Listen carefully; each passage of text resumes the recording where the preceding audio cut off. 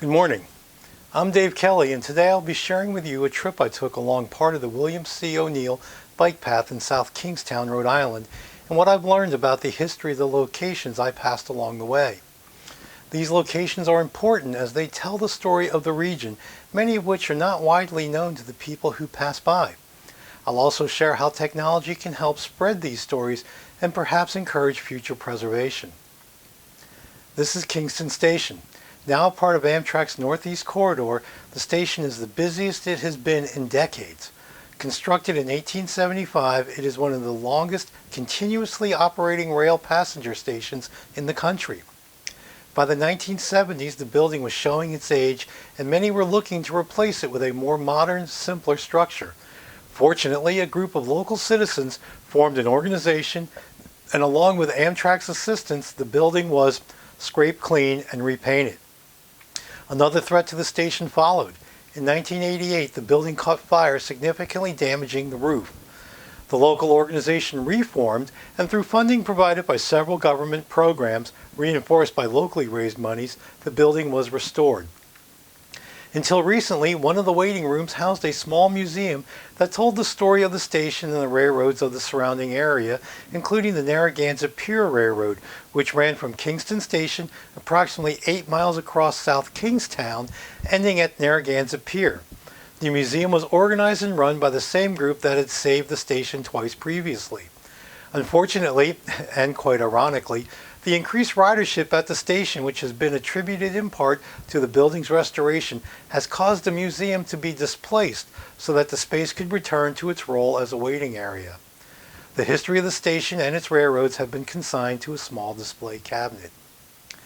At the end of the parking lot opposite the station is the start of the William C. O'Neill bike path. For the most part, the path follows the roadbed of the Narragansett Pier Railroad, which was abandoned in 1981.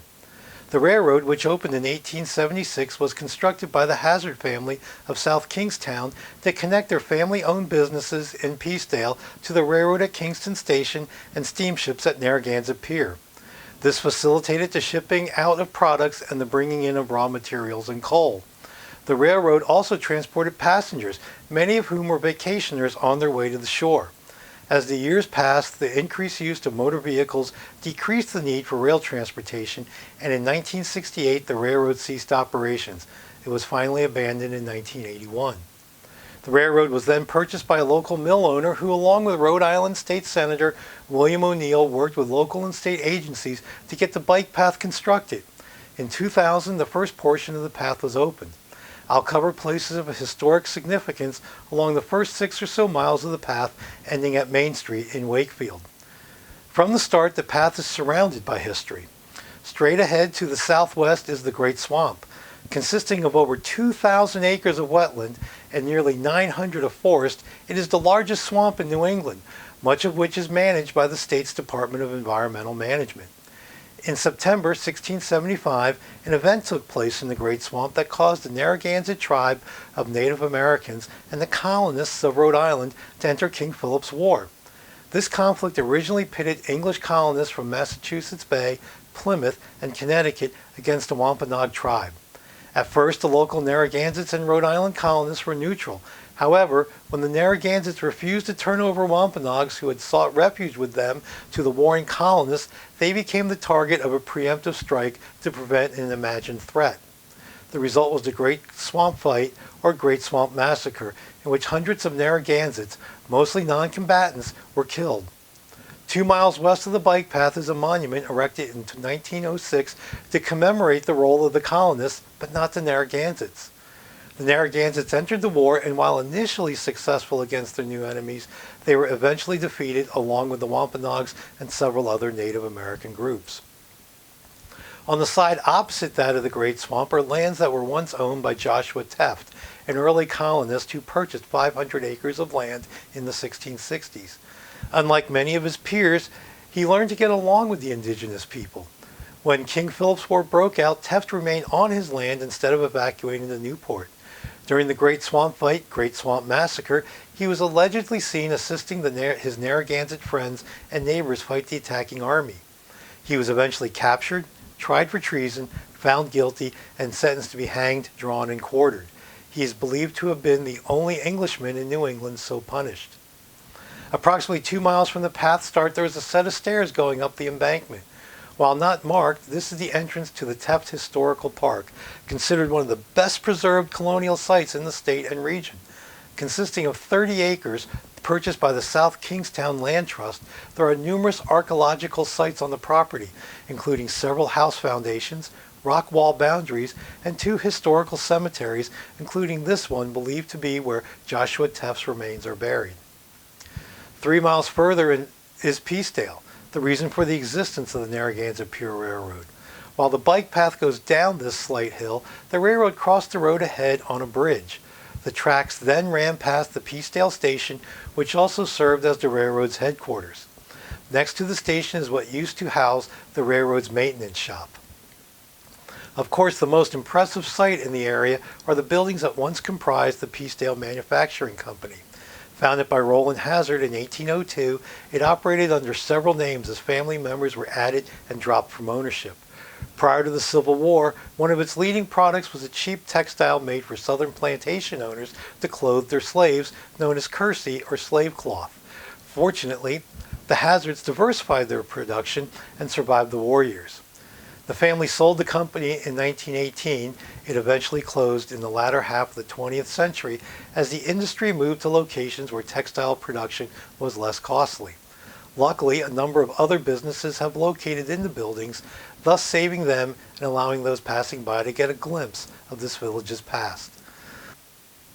Less than a half mile from Peacedale is Wakefield. The first thing noticed is the Riverside Cemetery. Incorporated in 1870 by 7 of South Kingstown's leading citizens, the cemetery's original 8 acres were meant to be a private burial spot for their families. It has since grown to nearly 30 acres, but is still owned by the descendants of its founders.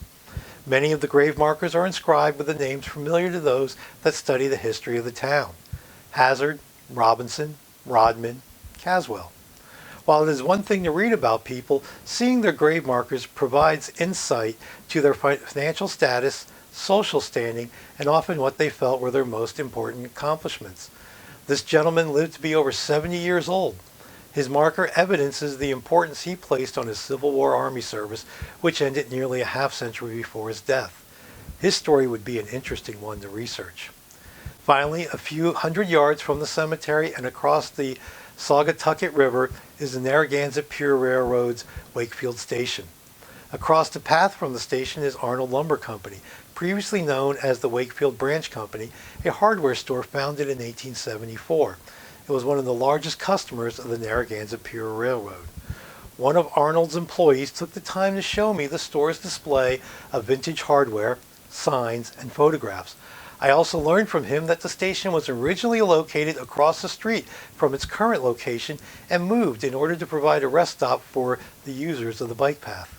Not only did I learn an important piece of information concerning Wakefield, but I was provided with the names of several business owners who are history enthusiasts whose businesses are filled with period photographs that they love to talk about. The seeds for future research. Finally, I had the opportunity to purchase this jigsaw puzzle and magnet which show the Wakefield Branch Company in the mid-1920s. Information doesn't always come from a library or the internet. While I was fascinated by the history of the Kingston Station, the bike path, and the areas surrounding them, I have to say there is little to learn about them through visiting. I also do not have any information concerning any preservation efforts being attempted. It seems this is common amongst many historical sites that do not have an organized staff to assist visitors. I have, however, noticed that technology may help spread the word and while doing so encourage people to learn more and even get involved.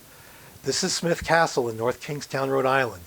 In the yard is a simple marker placed there by the Rhode Island Slave History Medallions, a non-profit public awareness organization that works to educate the public about the role of slavery in the state between 1638 and 1843. On the top is a metal plaque with an interesting design and a QR code. Scanning this QR code takes one to a web page that discusses the location. Notably, the use of the internet allows the visitor to read the information at his or her leisure. I've seen such codes at indoor venues, but these are the first I've seen outdoors. Less obtrusive than a sign, the website can tell a more complete story through the use of longer narratives and the addition of images, videos, and links to other pages on the organization's website. The medallions are durable, relatively inexpensive, and can be mounted on a pedestal as here, or even on a building such as this one at Bowen's Wharf in Newport. Links to other sites can be provided, and visitors can be encouraged to make donations by providing a button to one of the various online payment applications. Links could also be inserted to provide information concerning preservation efforts in the area. Importantly, changes to the presentation would not require expensive new signage.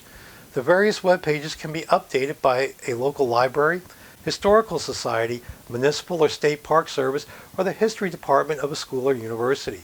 This helps keep the information current as new information and technologies become available. Moreover, these are attention-getting.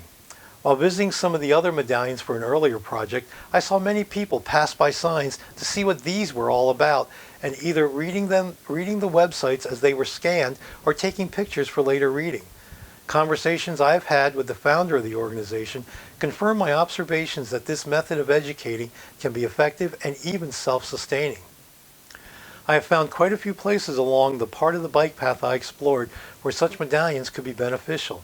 Every place I stopped and wondered what something was, what was its importance, or perhaps missed because I didn't know to be looking, could be a potential spot for a medallion.